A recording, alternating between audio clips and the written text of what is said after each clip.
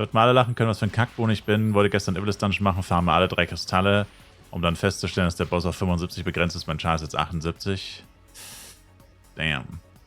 Hast du lange gebraucht, um die 3 Kristalle zu droppen? Ich habe das einmal probiert. Das war noch auf dem asiatischen Server, glaube ich. Da war mein Ranger auch schon relativ hoch. Und dann habe ich immer gegen diesen Kern-Giant. Also das eine ist ja ein Luya, das andere ein Kern und der dritte ist ja ein... Ich weiß gar nicht, was der dritte nochmal? Ein Greymon, glaube ich, oder? Naja, auf jeden Fall habe ich gegen diesen Kern-Giant gekämpft. Alle 3 First Try. Also es gibt einen Stream davon, ne? Weil es mir schon zig Leute nicht geglaubt haben. Ich habe den auf jedem Channel 4-mal getötet oder so. Wirklich 20 Mal eine ganze Stunde lang. Habe keinen einzigen Crystal gedroppt. Dann habe ich einfach nur gesagt, dass das scheiße ist. Und warum zum Teufel würde man das jemals machen? Das ist komplette Zeitverschwendung. Und deswegen habe ich nie gegen Ivalice gekämpft in Flive Universe. Weil ich habe es einmal probiert. Einfach komplett meine Zeit verschwendet. Keinen einzigen Crystal gedroppt. Und dann habe ich aufgehört. Und nie wieder versucht. Und dann haben mir immer Leute gesagt, ja, das kann nicht sein. Das stimmt nicht. Wenn man den 20 Mal tötet, droppt man 20 Crystals. Aber wie gesagt, ich hab den Videobeweis. Keinen einzigen Crystal gedroppt. Oder Ruby heißen die ja. Ruby of Joy, Sorrow and Anger. Blau, Rot, Gelb.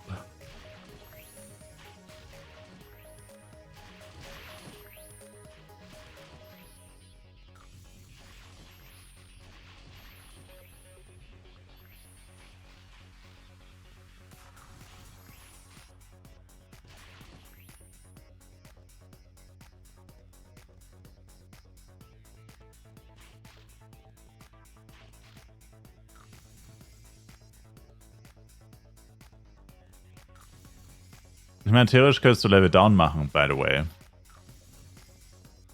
Weil Ivalice ist ja ein Bossmonster und bei Bossmonstern hat man eigentlich immer die maximale Droprate. Eigentlich. Also wenn du von 78 auf 75 downleveln würdest, müsstest du eigentlich... Oder, achso, nee, kann man dann Ivalice noch machen? Na, das ist die Frage. Ich glaube, da kommst du nicht mehr rein. Das weiß ich nicht, weil ich glaube nicht, dass sie da Ivalice bedacht haben. Ehrlich gesagt. Da musst du wieder hochleveln. Na, ich sage ja nicht, dass du es machen sollst. Ich sage nur, es könnte man probieren. Also beim Downleveln haben sie eigentlich immer nur diese Reborn-Dungeons bedacht. Weil bis auf Ivalice haben die alle keine Levelgrenze. Clockbox hat da keine Levelgrenze und die Meteos auch nicht. Deswegen kann ich mir vorstellen, dass sie Ivalice vielleicht vergessen haben. Vielleicht, weiß ich nicht. Aber ich könnte es mir vorstellen, weil das mit dem Downleveln und so war eigentlich immer nur ein Thema bei den Reborn-Dungeons. Weil da Leute das heftig abused haben. Aber ich glaube kaum, dass das... Also unabhängig davon, wenn es nicht geht, dann sowieso nicht. Aber wenn es gehen sollte, glaube ich, selbst dann würde es nicht wirklich abused werden, weil einfach kein Schwein Ivalice farmt. Also nur ganz wenige Leute. Vereinzelt. Aber... Also es kann schon sein, dass es nicht geht.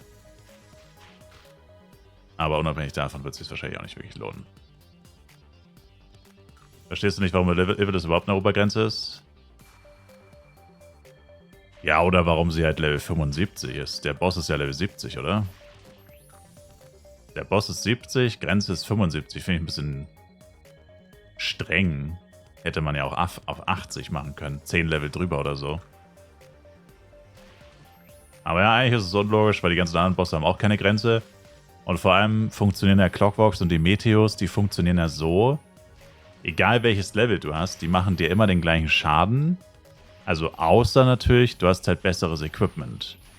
Aber wenn du jetzt Level 160 bist und du trägst ein 135er Set, dann macht dir der Red Meteor genauso viel Schaden, wie wenn du 135 bist und ein 135er Set trägst. Also die Basiswerte sind immer die gleichen. Und du kannst den Schaden nur verringern, nicht indem du hochlevelst, sondern nur indem dein Equipment besser wird. Indem du zum Beispiel ein Set hast, das mehr Rüstung gibt oder mehr Blockrate und so. Dann wird es immer leichter. Aber an für sich sind diese Bosse so konzipiert, dass die nicht outlevelt werden können. Und ich meine, klar, du wirst immer stärker, wenn du ein höheres Level hast, das ist ja logisch, aber es wird nur leichter, wenn du auch wirklich stärker bist. Also einfach nur ein höheres Level bringt wenig. Ist es echt so, Gespenst? Ja, ist es. Oder wie erklärst du dir, dass du mit Level 80 bei Clockworks genau den gleichen Schaden bekommst wie mit 165? Dann müsstest du mit 165 ja keinen Schaden mehr bekommen bei Clockworks. Ist aber nicht so. Und bei Red Meteor genau das gleiche. Du könntest auch Level 500 sein, der Red Meteor wird dich immer noch mit einer Schmelze one-shotten. Wenn du nicht ausweichst oder nicht Arsch 4 AP hast. Das wird immer so bleiben. Und deswegen haben die auch kein Level-Limit, weil es keinen Sinn ergeben würde. Dass die Leute auf dem Low-Level bleiben müssen, nur um diesen Low-Level-Boss zu farmen. Ich meine, gut, man könnte es eigentlich schon so machen, aber sie haben sich halt dafür entschieden, dass es nicht so ist. Weil es bei Flive PC auch so war. Bei Flive PC hatten Red Meteor und Clockworks auch keine Levelbeschränkungen. Du hättest eher gedacht, dass halt bei bestimmten Level der Damage nicht weiter steigt? Wie meinst du das? Der Damage nicht weiter steigt?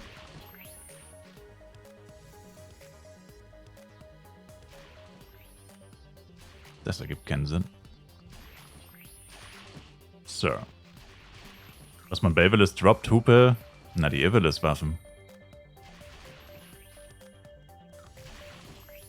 Die Ivalice-Waffen, die Fähigkeitsschaden geben.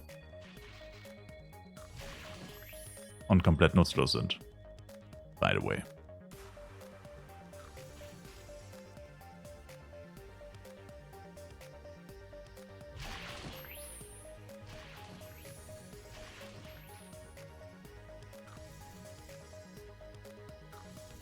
Level 100 bekommt man 10k Schäden bei Meteor und mit 135 bekommt man 8k Schäden.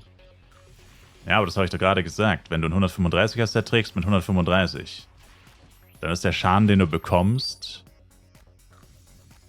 immer gleich. Also vollkommen egal, ob du 130 oder 160 bist. Weil es ja von deinem Set, also es ist ja von deinem Equipment abhängig, wie viel Schaden der dir macht und eben nicht von deinem Level. Das ist genau das, was ich gerade gesagt habe, Sir. Genau das habe ich vor einer Minute erklärt. Wenn du jetzt aber 160 bist und trägst das 150er Set, und das 150er Set hat ja mehr Def als das 135er Set, dann kriegst du weniger Schaden. Aber nicht, weil du 160 bist, sondern weil du ein 150er Set trägst und davor hast du halt ein 135er Set getragen. Mit deinem Level hat das nichts zu tun.